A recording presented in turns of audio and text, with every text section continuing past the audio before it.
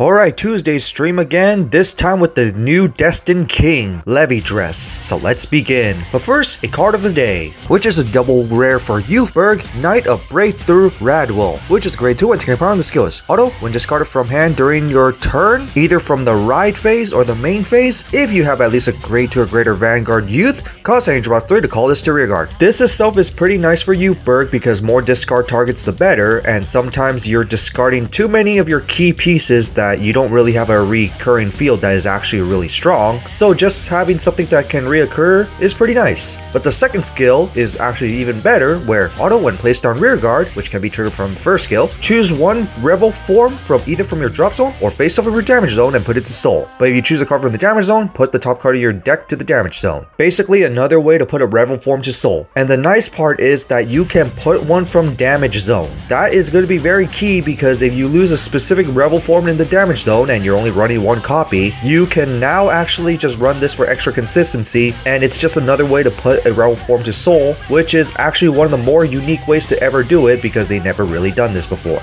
other than for Angel Feathers. So a overall must play. And now to the stream itself, here's the Brandgate Alternate Form grade 3 searcher for non-stride decks, and it gets its extra shield value if you got your set order, whether in the set order zone or in the drop zone. Next, Deep Depths Reculinator Lagnus, which is grade 1 and can power into skillless. Auto rearguard. Once per turn, when this card attacks or boosts, if this unit is on a rearguard with a marker on it, soul charge 1 and then plus 2k power at the end of the battle. This can be a nice generic soul charge engine, and it could be for any marker decks for Stochea, but so far when it comes to standard, it's only Levidras so far, but in premium, there's definitely a lot more, especially Protect 2 decks. So overall, it's not too bad, but not sure if you're going to run this. But the next card, Murky Bator, which is grade 3 with drinking power, the skill is auto rearguard. Once per turn, at the end of battle, this card attacked. If you have at least a grade 3 Vanguard Levidras, cause counterblast 1, or remove an Infinity Ice marker, draw a card, choose one of your rearguards against those 5k power in a turn. Not too bad, lets you draw, and also as an alternate cost, you can also use the Infinity Ice markers, which you will generate every single turn, and also some extra power, which is kind of nice considering that you're going to have back row attackers, so just having some extra power on its own for the units is kind of nice. And also, it's already a 13k attacker on its own, so it can pretty much hit your opponent's Vanguard without trigger on it. Next, Inquisitive Squirrel, which is a grade 1 with power in the skills. Auto rearguard. Once per turn, at the end of battle, this card boosts, cost, soul blast 1, move this to an open back row rearguard. And if you move it to a rearguard with an Infinity Ice marker, stand this unit and gets those 5k power in a turn. This is actually pretty decent, because not only that you get to boost, you could technically make an extra attack with this. Because remember, Levidras has the ability to attack from the back row,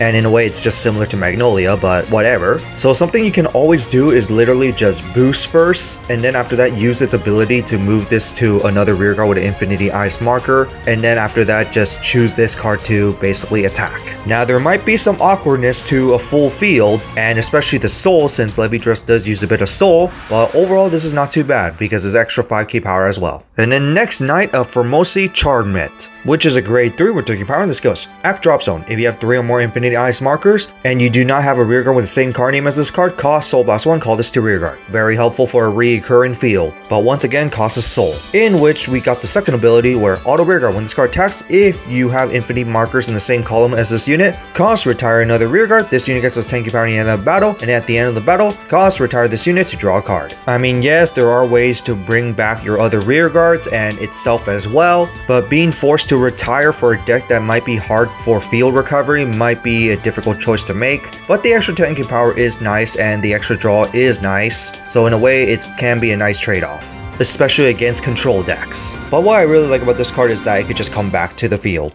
And now to the unexpected evolve formed this early for this unit, Destined King of Infinity Levidras Empireo, which is a grade 3 with 13 power and has the skill of Count Vanguard. It's also treated as the Destined One of Infinity Levidras, and during a turn it gets plus 5k power for every copy of it in soul, and also gets its divine skill. And because of this skill, you cannot run the alternate form grade 3 searcher to search this because it's treated as the original. But anyway, the skill is Act Vanguard. Once per turn, cost counterblast 1, or put a card from your hand to soul. This is very nice that you could choose whether you want to counterblast or put a card from your hand to soul, which is going to be much more helpful soul than you think, because soul is a good thing, especially for the skill. Choose 2 of any player's rear guards and put infinity eyes markers on each of them. But if you put at least a grade 3 Levidras, choose 3 rear guards instead. Basically a bit of an upgrade here, since you can now choose 3, especially if you use the original form.